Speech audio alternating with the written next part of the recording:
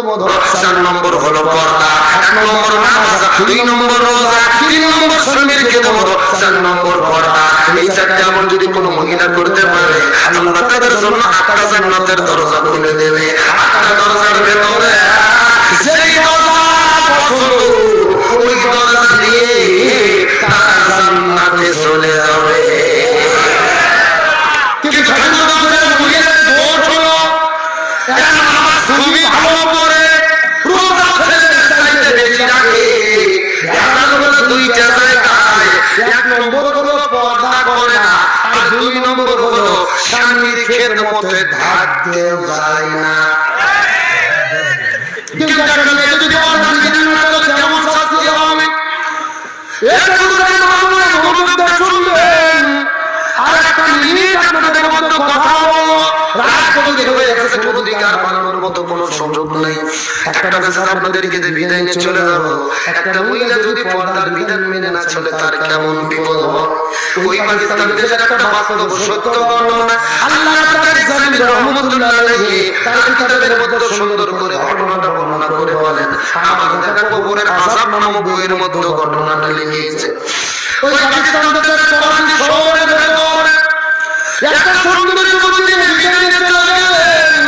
তার মৃত্যুর পরে তার মানুষরা কবর খোঁড়ার জন্য চলে গেলেন। কবর খুঁড়তে খুঁড়তে খুঁড়তে খুঁড়তে যখন কবর খোঁড়া শেষ হয়ে যাবে, এমন সময় তারা লক্ষ্য করে দেখতে পাবে ওই কবরের ভেতরে 1 নয় 2 নয় 99টা বিষাক্ত সাপ এসে হাজির হয়ে গেছে। কয়টা সাপের কথা বললাম?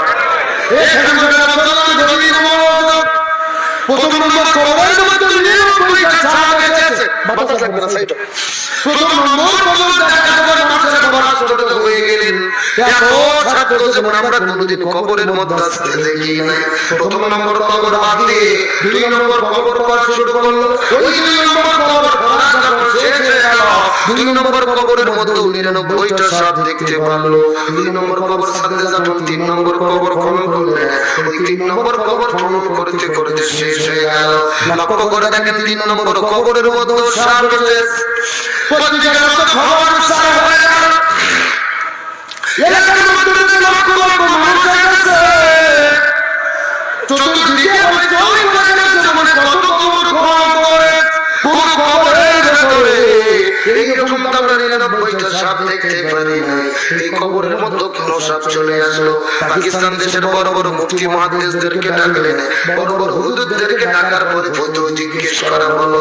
তারপরে বলেন তো দেখি এমন ঘটনা এমন সময় পাকিস্তান দেশের সমস্ত ইমাম মসজিদ খতিবার মুফতিরা একত্রিত হওয়ার পরে ফতোয়া দিয়ে দিল, এই পৃথিবীর মানুষেরা ভালো করে জানে না 3টা কবর কেন, 3000 কবর কেন, তোমরা যদি 3 লক্ষ কবর খনন করো কোনো লাভ হবে না রে। ওই মেয়েটি দুনিয়ার মধ্যে যেই পাপ করেছে, ওই পাপের ফল ওই কবরে তাকে ভোগ করতে হবে। বন্ধুরা কবরের সামনে ওই মেয়েটিকে দাফন করে দাও। ওই মেয়েটির উপর কেউ অন্যায় করেছে, যেই পাপের জন্য কবরের মধ্যে সাপ চলে আসলো। কি এমন পাপ করলো? পাপটার নাম কি, পাপটার কারণ কি জানতে মন চাই কি চায় না? আপনারা যদি চিন্তা না করেন মহিলাদের